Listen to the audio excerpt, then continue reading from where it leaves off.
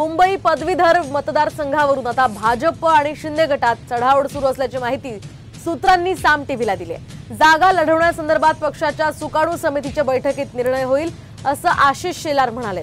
तर हा मतदारसंघ पारंपरिकदृष्ट्या शिवसेनेचा असल्यामुळे हा जो मतदारसंघ आहे आणि ही जी जागा आहे ती शिवसेनाच लढवणार असल्याचं इच्छुक असलेले दीपक सावंत म्हणाले।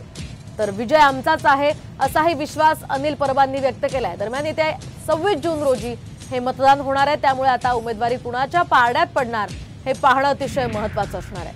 आपण पाहतोय आताची ही महत्त्वाची अपडेट। मुंबई पदवीधर मतदारसंघावरून भाजप आणि शिंदे गटात चढाओढ सुरू झालेली असतानाच ठाकरे गटानं मात्र विजयाचा विश्वास व्यक्त केलेला आहे।